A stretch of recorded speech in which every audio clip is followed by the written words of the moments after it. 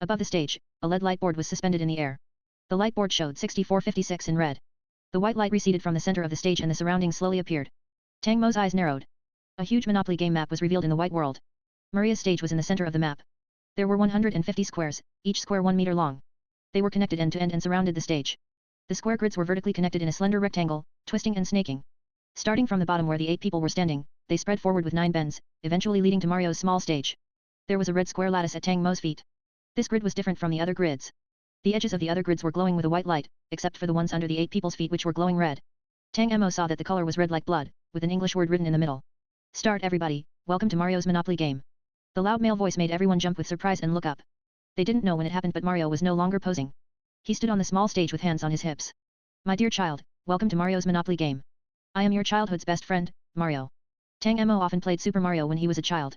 The plumber who loved mushrooms once swept the world and created history for Nintendo. He was really familiar with Tang Mo. Whether it was Tang Mo or the 7 other people, they all watched this giant Mario. None of them could let down their guard. Mario seemed to be unaware of this as he moved. Oh, look at your eyes. Don't cry children. I am your favorite uncle, Mario. This is the time to celebrate. The children's love, it moves Uncle Mario so much that I secretly wipe off my tears every night in the sewers. You like Mario so much I have decided to start this Monopoly game for you. Kids, this game is for everyone who likes Mario. Tang Mo didn't hear a lot of these words. He seemed to be staring at Mario, but he was actually paying attention to the 7 people around him as well as the grids on the ground. Since all of them had entered the game and these things already happened, he wouldn't focus too many on retaliating against the 7 people who dragged him into the game. He needed to focus on how to pass the game. Currently, the most dangerous thing was this strange game. The young man stood up and spoke in a trembling voice. What is this game? Good question, cute child. Mario placed his right hand on his left side and made a thumbs up action. This is a reward game. Every obedient and sensible child can receive rich prizes from Uncle Mario. Child, come and play the game with Uncle Mario. All these prizes will be yours.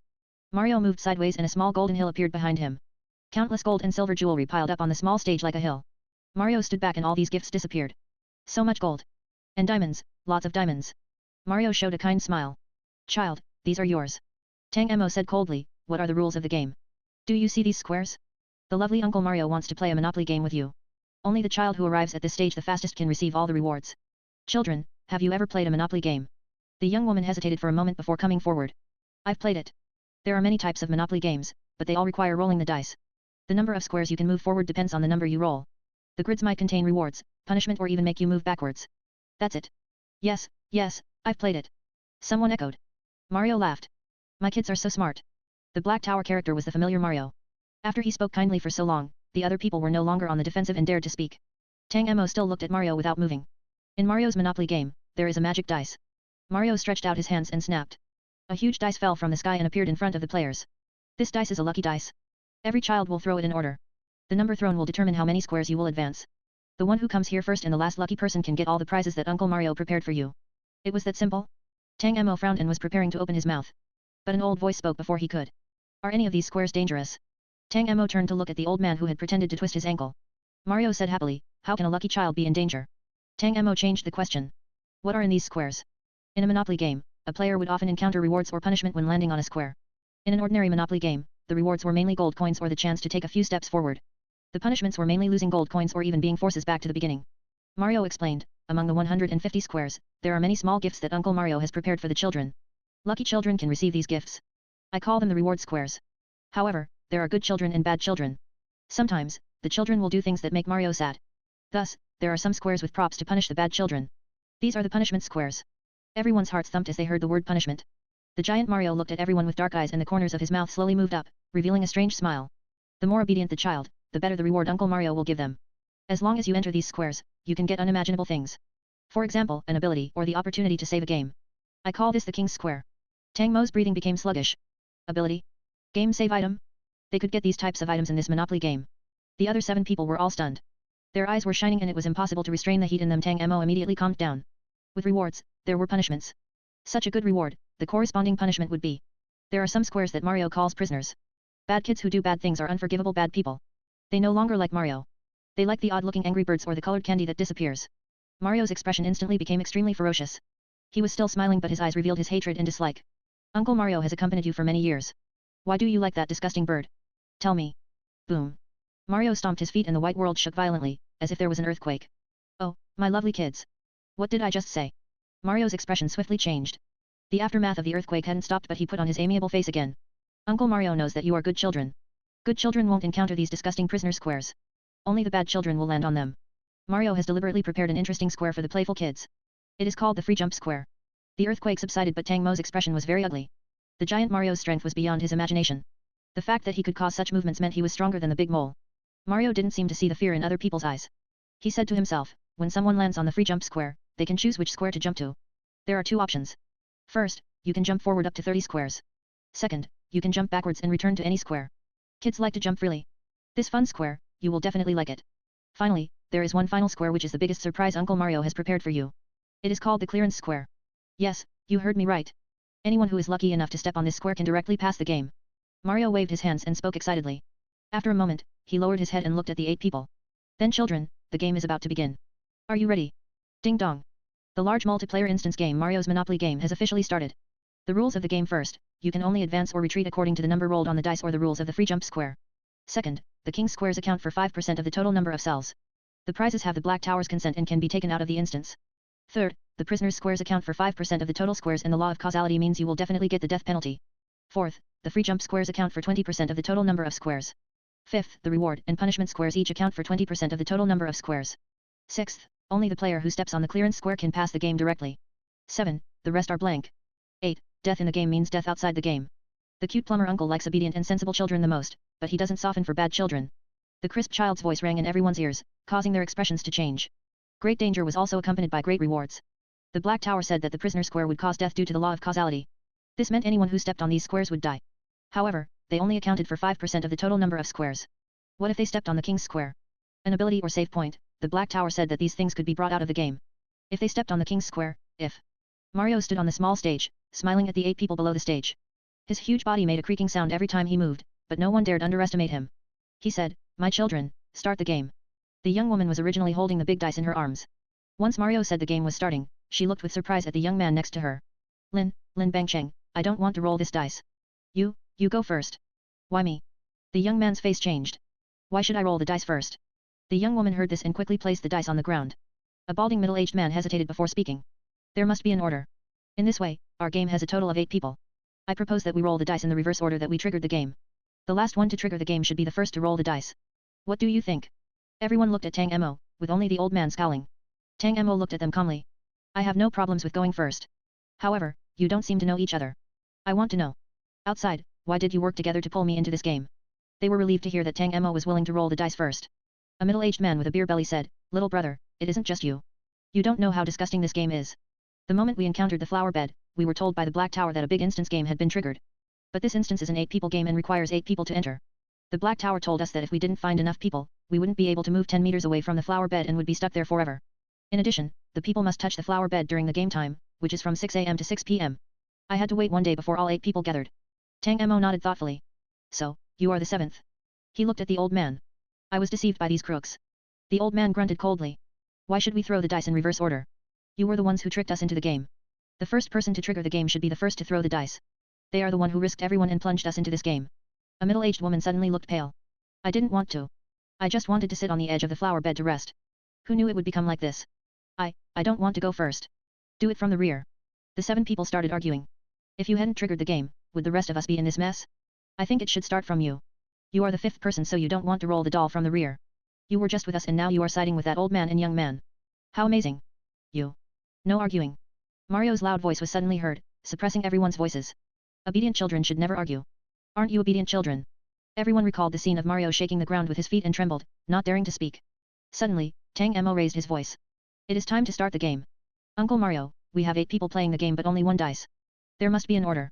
As I was entering the game just now, I heard the Black Tower saying all of our names. I think it is better to start the game in that order. Is it okay?" Tang Mo reacted too quickly and immediately spoke a lot. The other people couldn't respond.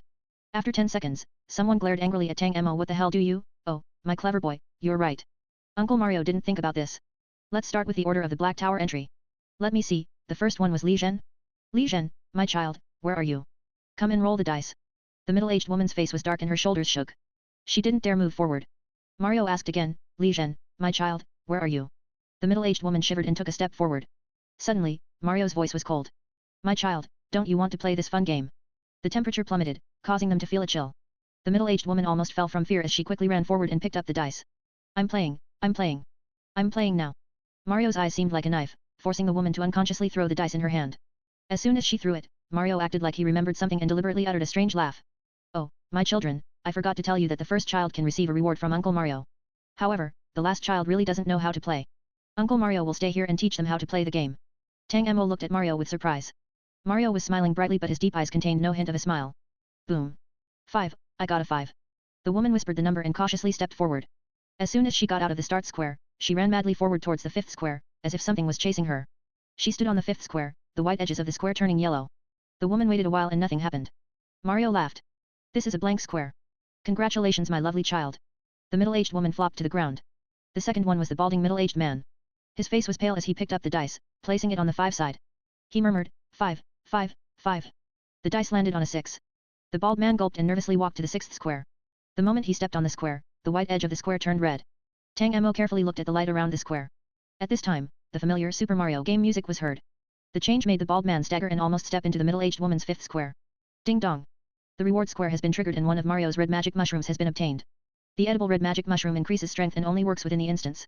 It can't be brought out of the game. A round and colorful mushroom emerged from the air, falling into the bald man's arms. The man was trembling with fright only to suddenly be rewarded. He stayed in place for a minute before happily holding up the big mushroom and eating it. It was obviously a raw mushroom. But once the man bit the mushroom, a rich smell spread. Many people couldn't help swallowing their saliva and staring at the man. After 10 minutes, 7 people had rolled the dice. The old man and young woman were lucky enough to throw a 6. Like the bald man, they got a magic mushroom. The beer belly man stepped on the 5th square like the first woman. The young man and other middle-aged man who never spoke threw a 4. They were afraid to step on it. Fortunately, the 4th square was blank, making them feel relieved. The last person was Tang Mo. Tang Mo always felt that his luck was poor. After the Earth came online, he participated in 3 games. One was to help find Mosaic's book, the next was the first floor tower attack game and now Mario's Monopoly game. In every case, he was forced into the game by others. For the vast majority of Chinese players, they might have only participated in the tower attack game that Fu Wenduo pulled them into. But for Tang Mo, his life was full of cups. He didn't voluntarily enter any of the 3 games. The official players got abilities like fire or poisonous flowers. He got a book and it was a very cheap book. It made Tang Mo feel uncomfortable every day. To sum it up, Tang Mo's luck really wasn't good. He looked at the dice in his hands with a complicated expression and quickly threw it. Boom. The dice fell on 3. No one had landed on the 3rd square yet, so everyone was looking at him curiously. The 2 people standing on the 4th square were happy. Mario said he would leave the last player here. Thanks to Tang Mo, they weren't last at the moment. Tang Mo walked to the 3rd square with a blank face. Once he stood on the 3rd square, the white light changed to red. The game music started and Tang Mo frowned. His right hand quietly pressed against the match tattoo on his left wrist as he looked around vigilantly. Ding dong. The first level punishment has been triggered. The punishment, within 3 minutes, say something bad that you have done. Tang Mo, his bad luck was to this point. And what was with this punishment? Wasn't it looking down on people? His heart was agitated but Tang Mo didn't saw any reactions on the surface. His mind was moving quickly. A first level punishment square.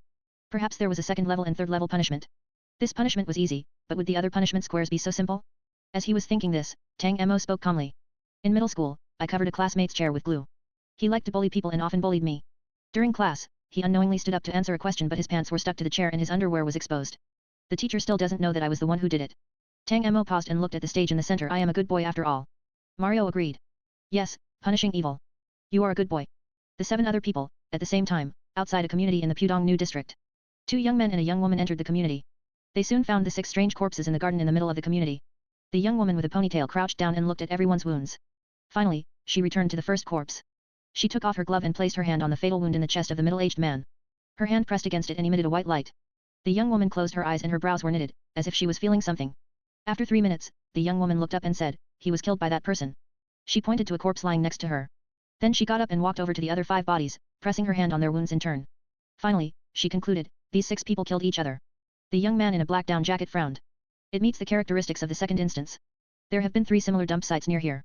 There should be the entrance to the second instance around here. Now isn't the game time. The second instance is safe. We need to seize this time to find the possible entrances to the second instance. Explore 500 meters around this community. Separate to find potential hidden areas for the entrance and meet back here at 12. The 3 people nodded before splitting up. On the other side, in Mario's Monopoly game, the first round of throwing dice had ended and the 8 players had passed the 3rd round. After the 4th round of throwing the dice, everyone had moved over 10 steps. From the 2nd round, Tang Mo's luck seemed to have improved. He had progressed 17 squares and was currently standing on the 20th square. In the 2nd to 4th throws, he stepped on a reward square and 2 blank squares, making him placed in the middle of the 8 people. From the reward square, he received an invincible police flower. The strange mushrooms and flowers were identical to the props in Super Mario. After eating this flower, Tang Mo would receive 5 minutes of invincibility. Unfortunately, This flower must be eaten when it was first obtained. It couldn't be taken with him to another square. Tang Mo ate the flower and a layer of gold light appeared around his body. From afar, he looked a bit like a Buddha statue. He was really out of tune with the others. He was the last one to trigger the game. It was different from the first few people who triggered it early and had to stay at the flower bed for a day or two. They might be strangers but they were a little familiar with each other. And before Tang Mo started the game, they struggled to let themselves be the last to throw the dice. The order in which they rolled the dice didn't seem important. The dice was random and it didn't matter if they were the first or last to roll it. But in the first round, the order was actually the most important. This type of thing didn't entirely depend on luck. The angle and strength at which the dice was thrown could greatly influence the outcome of the roll. When playing flying chess, some people often rolled 6 points and could take big steps forward. It wasn't necessarily good luck. Sometimes it was because they mastered the technique of throwing the dice. In addition, the last person to roll the dice had references to choose from if they stepped on a free jump square. They could use the previous people to choose which square to jump to. Tang Mo also had this idea and wanted to be the last person to throw the dice. He would let the 7 people in front of him explore on their own and determine the contents of each square. Unfortunately, he later discovered that this dice was weird. It was big, heavy and humans couldn't control what number was rolled. Once someone rolled it, the dice would spin freely on the ground. In the 4 previous rounds, Tang Mo tried to roll a certain number but never succeeded. It was the game itself controlled the number that the players rolled. In the current situation, the first ranked player was standing on the 22nd square, followed by Tang Mo on the 20th square. The last player was standing on the 14th square. In these 4 rounds, 3 players had stepped on the free jump squares. They were smart and didn't blindly move forward. Instead, the players stepped on known reward or blank squares, or they chose not to jump and stayed where they were. The 4 rounds of dice rolling ended and Tang Mo was the last to hold the dice. The 20th square was the reward square and Tang Mo ate the flower. Then the middle-aged woman rolled the dice. The dice fly up in the air and into the hands of the middle-aged woman. Tang Mo kept his head down after eating the flower. He was looking at the remains of the invincible flower in his hand. The body of the flower had already been eaten by him, leaving only the long green stem. This reward seemed better than the magic mushrooms. After other players received mushroom rewards, it was known that red mushrooms added strength, green mushrooms increased a player's strength for 10 minutes and purple mushrooms gave the player a sharp weapon. However, the invincible flower needed to be eaten immediately and there was a time limit of give minutes. The 8 people had reached the squares in the 20s and triggered other punishment squares. There were 2 punishments that were superficial and were easily passed, just like Tang Mo on the 3rd square. But when the young woman stepped onto a punishment square, a huge black mushroom suddenly emerged. The young woman screamed and pulled out a fruit knife. She struggled with the black mushroom for 3 minutes and finally killed it. At the same time, she was bitten so deeply that bone was visible. This was a level 3 punishment square. As Tang Mo thought, the punishment squares were graded. The higher the level, the greater the difficulty of the punishment. So, the highest penalty was several levels. What type of danger would they encounter? Tang Mo looked at the stem in his hand and his eyes tightened. The invincible police flower shouldn't be so useless. 5 minutes of invincible time. This was seemingly strong, especially if he met a black mushroom or some other terrible monster in the invincible state. However, the 8 players rolled the dice in turn. It would take at least 10 minutes before it was Tang Mo's turn to roll the dice again. The invincible time was 5 minutes and he needed to wait 10 minutes to move to the next square. The 5 minutes of invincibility were completely wasted. It was impossible for Tang Mo to encounter any danger if he was standing still. So, what was the purpose of this flower? What was the point of this reward? Tang Mo squeezed the green stem as his brain worked quickly. However, he couldn't think of an answer. At this time, the middle-aged woman was about to throw the dice when Mario suddenly interrupted. Oh children, I forget to say something. Memories become worse when older. Mario is 26 years old this year. I am an old man in the game world. Such an important thing, I actually forgot to say it. The middle-aged woman looked blankly at Mario, holding the dice that she hadn't thrown.